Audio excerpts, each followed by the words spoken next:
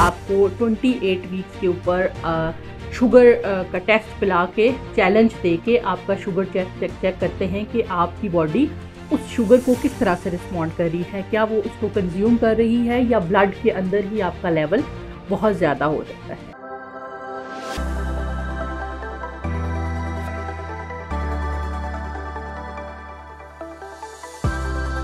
अस्सलाम वालेकुम, मैं हूं डॉक्टर नाइला, कंसल्टेंट गायनेकोलॉजिस्ट और इनफर्टिलिटी स्पेशलिस्ट गायनी सॉल्यूशन के फ़ोरम से। आज हमने जिस टॉपिक के ऊपर बात करनी है वो इस तरह से है कि वो कौन से पेशेंट्स हैं जिनको हमल के अंदर शुगर होने का ख़दशा होता है, और वो लोग जो शुगर के साथ प्रेगनेंसी के अंदर एंटर हो रहे हैं उनको क्या क्या कॉम्प्लिकेशन हो सकती हैं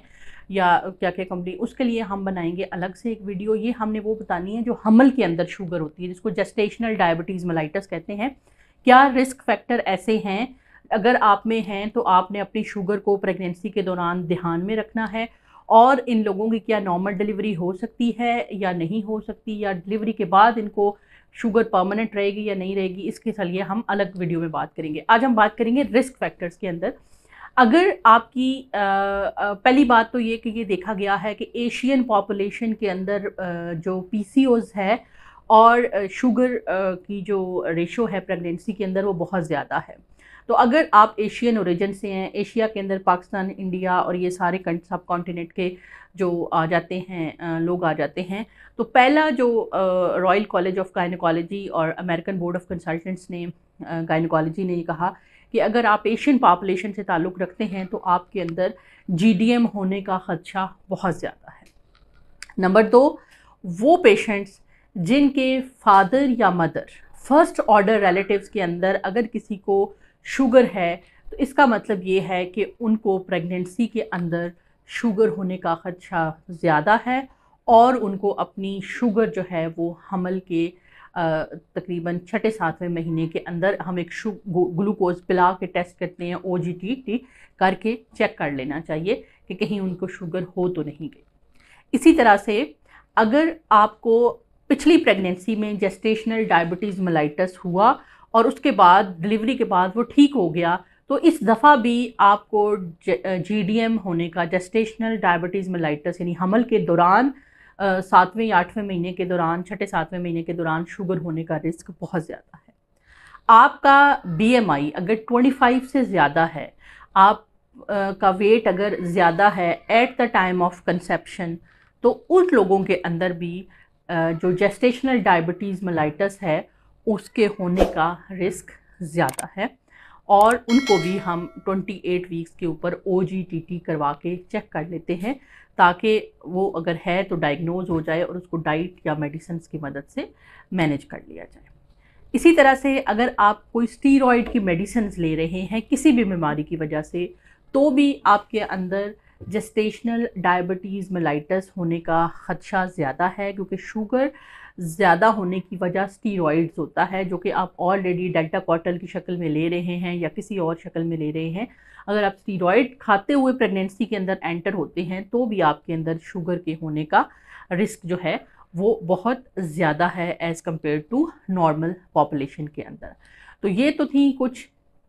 इस तरह की चीज़ें जिसमें अगर आपकी ये रिस्क फैक्टर आपके अंदर मौजूद हैं। मोस्टली इसमें एक रिस्क फैक्टर है एशियन पॉपुलेशन, तो उस हिसाब से तो हम सब के अंदर जेस्टेशनल डायबिटीज़ का जो रिस्क है वो है, लेकिन इसके साथ अगर कोई एक आध फैक्टर ऐड ऑन हो जाता है तो आपकी डॉक्टर आपको 28 वीक्स के ऊपर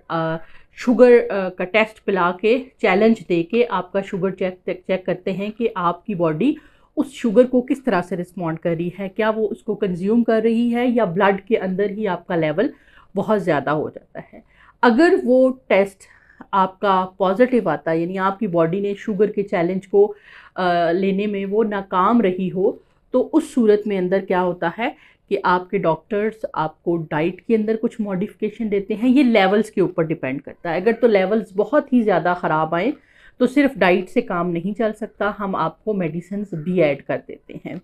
और अगर लेवल्स हल्के फुल्के ख़राब आएँ तो हम आपको पहले ही बता देते हैं कि आप मीठी चीज़ों के साथ और हाई ग्लाइसीमिक इंडेक्स फूड को अवॉइड करें। क्यों? क्योंकि अगर आपकी शुगर बहुत ज़्यादा हाई रहेगी और उसको नोटिस नहीं किया जाएगा, तो इससे या तो बच्चे का पानी बढ़ जाएगा, पॉलीहाइड्रोएमनियोज हो जाएगा, और या बच्चे का वेट इतना बढ़ जाएगा कि आपके अंदर नॉर्मल डिलीवरी की जो सक्सेस है वो कम हो जाएगी।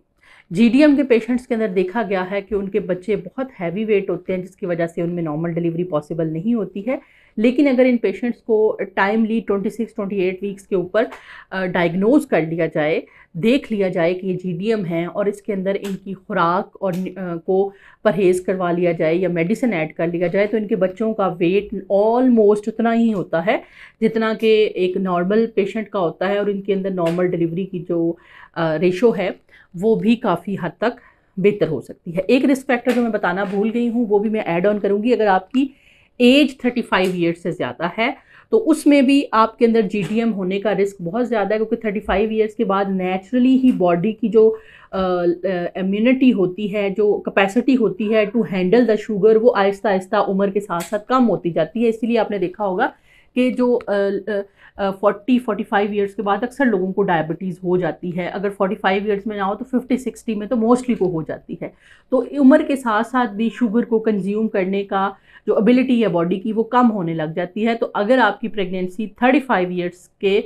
बाद हुई है तो इन प्रेगनेंसी में भी ये देखा गया है कि शुगर का जो रिस्क होता है वो काफ़ी ज़्यादा होता है। जो जेस्टेशनल डायबिटीज़ मेलाइटस होती है ये मोस्टली देखा गया है 6, 7वें या 8वें महीने में होती है, और इसके बाद ये जो ओनली बहुत ज़्यादा कॉम्प्लिकेशन है वो यही करती है कि बच्चे का पानी बढ़ जाता है और बच्चे का वज़न हो जाता है, जिसकी वजह से पेशेंट सी सेक्शन में एंड अप होता है। सिर्फ जीडीएम की वजह से मरीज़ का सी सेक्शन नहीं होता, बल्कि बच्चे का वेट ज़्यादा हो जाता है। आप अगर जीडीएम हैं और आप अपनी शुगर लेवल्स कंट्रोल कर लेते हैं या तो मेडिसिन के साथ और या फिर डाइट के साथ, तो आपके अंदर नॉर्मल डिलीवरी हो सकती है। नॉर्मल डिलीवरी बल्कि जिन जीडीएम के पेशेंट जिनकी अच्छी वेल कंट्रोल्ड होती है शुगर, उनके अंदर नॉर्मल डिलीवरी का बहुत ब्राइट चांस होता है। लेकिन वो टाइमली डायग्नोज हुई हो और टाइमली उसके ऊपर डॉक्टर ने काम किया हो ताकि बच्चे का वेट बहुत ज़्यादा ना हो।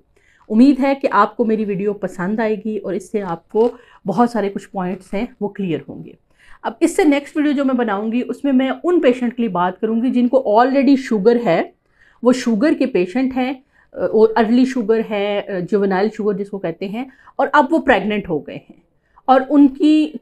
क्या क्या कॉम्प्लिकेशन हो सकती हैं, क्योंकि उनको ऑलरेडी शुगर है और वो प्रेग्नेंट हुए हैं। उनके लिए अलग से मैं एक वीडियो बनाऊंगी और एंड पे बताऊंगी कि क्या इन दोनों पेशेंट के अंदर नॉर्मल डिलीवरी किस तरह से हम मुमकिन कर सकते हैं, और दूसरा ये